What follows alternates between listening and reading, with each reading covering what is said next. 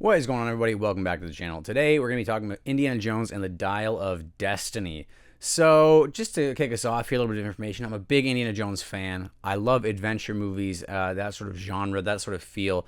The Uncharted games, another perfect example. And I love Indiana Jones, and I think it's really, really hard to mess up an Indiana Jones story. Even Kingdom of the Crystal Skull, yeah, it has its very questionable moments, very bad moments straight up. But at the heart of it, like, no offense is really too criminal in that genre, because it's like, okay, he's just solving adventures and finding artifacts, and as long as like the cool set pieces are there, the action is good, the story's good, a lot can be forgiven to a certain degree. Now that leads me into Dial of Destiny. Not as bad as I thought it was going to be, I'll say that. This new Indiana Jones movie takes place in 1969, which I thought was a great setting and thrust Indiana into a much more modern era than we've seen him before. There's a new cast of characters. His goddaughter, a little Moroccan kid who they snag on along the way to be a part of their party. The goddaughter's father, Indiana Jones' good friend, a new villain played by Mads Mikkelsen. And it takes us to places the series has never gone before, both literally, physically, time period wise, and all that. And it thrusts Indy into a fresh new area, and he's searching for this thing called Archimedes' Dial, which is rumored to be able to have abilities to help the user traverse through ripples in time. So I guess I'll just start off with the plot. I thought the plot was pretty cool. This one's interesting. Whereas every other Indiana Jones movie, we know he's searching for an archaeological artifact of historical significance. Then in the third act, they're revealed to have supernatural powers. This artifact, from the get-go, everyone sort of already has an idea of what it can do and what they want to use it for. And it starts off with Archimedes' Dial in the possession of one of the characters, and every other character is swirling around it trying to get to that dial already, which was an interesting change for the Indiana Jones franchise and something I thought worked, because when we know the goal that we're working towards, then we, as the audience, kind of be along for that ride and start thinking, what could go wrong? What are they going to use it for? How is this going to backfire? What would I use it for? And I thought that was an interesting sort of shift. The cast members in this I thought they were welcome additions. Mainly Phoebe Waller-Bridge. Fleabag, in my opinion, is probably the greatest female character ever written in modern cinema. And I thought Phoebe Waller-Bridge, she was the reason I saw this movie. I don't really give a fuck about Harrison Ford's back as Indy. He's just a guy running around, an old guy at this point, which I'll come back to that in a second. But Phoebe Waller-Bridge was awesome. I thought she was a great addition. Her motives were very morally gray, like a lot of the best Indy characters. You could never kind of tell what she was going to do. She was charming. She was funny. And a lot of the action scenes were her doing a lot of this stuff, because Harrison Ford's an old man. And one of my worries with this project is that they were going to be like, here's Harrison Ford kicking ass again. But it would make no sense, because it'd be ridiculous to see a CGI Harrison Ford moving like that with, his face photoshopped over a stunt double, which they do in this, but only when they need to. Actually, not when they need to. I'm going to talk about the opening sequence, which pissed me off. But, yeah, like the Flash movie, Michael Keaton is like an 80-year-old Batman, and he's throwing down as if he's in his prime. I thought that was a bit ridiculous. Harrison Ford kind of just runs around and scurries, as Phoebe Waller-Bridge does a lot of the physical interaction with the environment and the set pieces. That's a good segue to the set pieces. And you know what? Let me finish up my positives here first. So the last pro I'm going to touch on here will lead right into my negative. The opening sequence of this movie, the first 20 minutes, is like prime, awesome, amazing Indiana Jones stuff, except the worst fucking deep faking I've ever seen in my life. It's not even de-aging, because there is a scene later in the film when Harrison Ford is de-aged, and it looks pretty good. But this scene he's deep faked onto another actor entirely, I'm pretty sure, and it looks so bad. But it's pissing me off, because it's an amazing action sequence that you see in the trailer of Harrison Ford on this train with these Nazis and in this castle, in this thunderstorm, and it's so awesome. Indy's doing crazy stunts, funny lines, punching Nazis, like prime Indy, amazing stuff. But the whole time I'm thinking, this looks like someone Googled how to deepfake, and this is the result they got an hour later. And it took me out of it so much, especially there's moments where Harrison Ford, or not Harrison Ford, the actor, his face is writhing as he's getting strangled, and the deepfake is like changing sizes and warping on his face. It looked bad, man. But that opening sequence otherwise would have been like one of the best indie sequences fucking ever. Like, it was so cool. So that leads me into the initial negatives. And I'm going to go off the CGI for this segue here.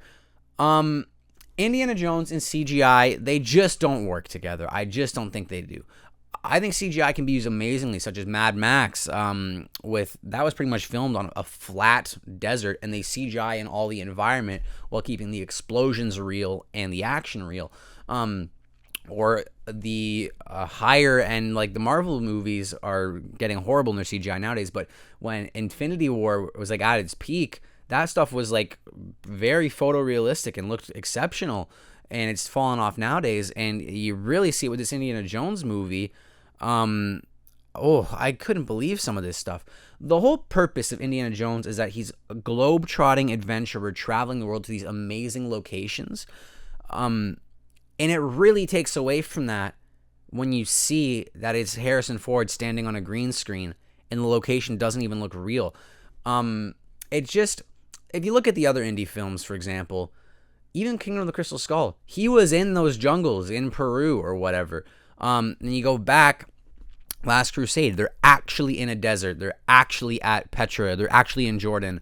And Raiders of the Lost Ark. Everything is so tangible and real and physical. And you watch that as an audience thinking, wow, even the production of the movie makes you feel like even being on this movie set would be an adventure. And it takes you, the camera is literally physically in those locales, and it takes you to this world beyond and makes you yearn for adventure.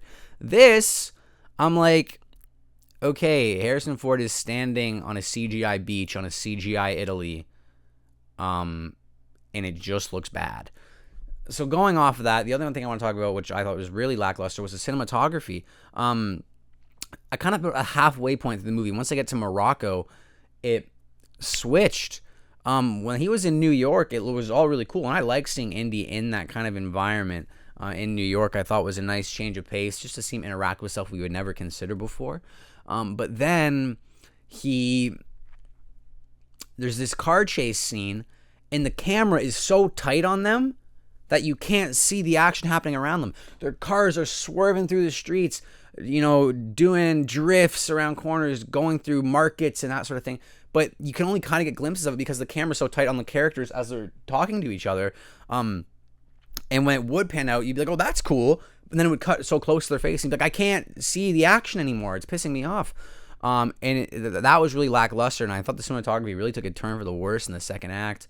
And lastly, before I go full spoiler free here, because there was some stuff I liked about the ending that I thought it was going to end one way, and I was like, oh, this would be a great ending for Indy, and then it went back, and I was like, oh, I guess that's not how it's going to end, but I'll get to that in a second. But what was I talking about? Oh, dude, John Williams has been phoning it in these last few projects he's done. Last Jedi soundtrack, very average. Rise of Skywalker soundtrack, straight up just horribly average.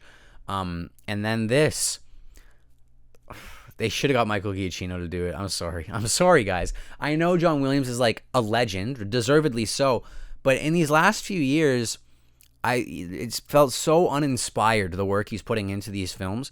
If you look at Revenge of the Sith, okay, every note in that is like a symphony crafted for the perfect emotion.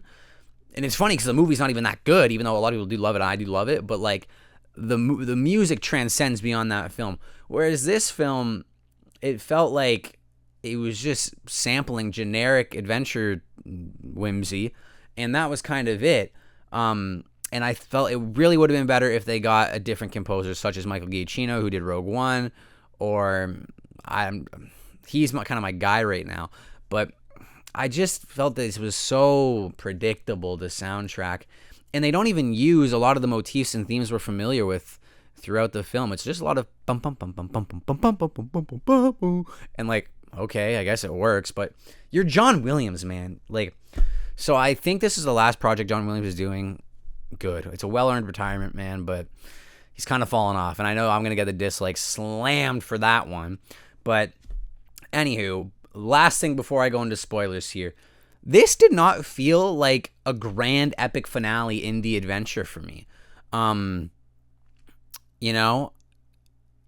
naturally, it's the natural progression, and something like traveling time feels like it would be the natural progression of the piece, but for the final indie installment. But by the time it wraps up, you're like, it actually wasn't that grand and finale feeling at all, which is kind of unfortunate to me. And with that, let's get into some spoilers. Mainly talking about the ending here. Indiana Jones goes back in time. So the villain's motive is to go back in time to 1939, I believe, or 1936, and pretty much become the ruler, the chancellor of Germany, because he thinks he's seen how the world progressed, and he thinks, oh, now that I know how I can win the war for the Nazis. And I thought that was a great motive, because I was like, how are they going to do Nazi villains in 1969? Are they going to be like hiding out in Argentina or something? No, it was really quite creative, I thought. It was a Nazi scientist who had been brought over to America as a scientist, which actually happened in real life, is the kind of forgiveness of Nazi scientists because they were of such benefit to the United States government. So I thought, oh, wow, that's great. And the villains were quite ruthless. They were just killing everybody. I was shocked how much violence there was on the screen. And to the point where one of the villains called the other villain out for being like trigger happy and shooting too many people. I was like, people are just getting wasted left, right, and center. So these villains felt threatening, and they killed like party members that I wasn't expecting at certain points. Like, damn, like it was quite crazy. But the villain's motive, I loved him. Mads Mikkelsen gave an exceptional performance. I thought he was really, really quite great. But anyway, so at the end of the film, they are going back in time, and they didn't account for continental drift when sending their coordinates. And I thought, okay, great. And they go back in time to when the dial is being built by Archimedes and all that stuff, and then they crash land in Italy during, like, not the Trojan War, but, like, I forget the exact name of it. But, and Indy wants to stay there and experience life and history and all that. And I thought, oh, yes, what a great ending that would be for Indiana Jones. And I'm sure for some people, the time travel back in time will be a step too far. But like even for some people, like aliens were a step too far. I didn't think that was too far at all. You know, we did ghosts, we did voodoo, we did water from the cup of Christ that can cure you of any wounds and illnesses. So it's like, oh, aliens also exist in this universe? That's really not that weird at all to me. So time travel is like, I'm sure that might be a bit much for some people, but I didn't mind it at all. You know, it's supernatural. But when he gets to Sicily or wherever they were, I was like, yeah, that'd be awesome. Indiana Jones, his family's left behind. Really, a side note, what they did with Mutt and how they explained his absence, that really broke my heart. Because I loved Mutt. I thought he was such a great character. But I thought that really worked with Indy, that he went off to Vietnam and got killed, and Marion's left him. But anyways,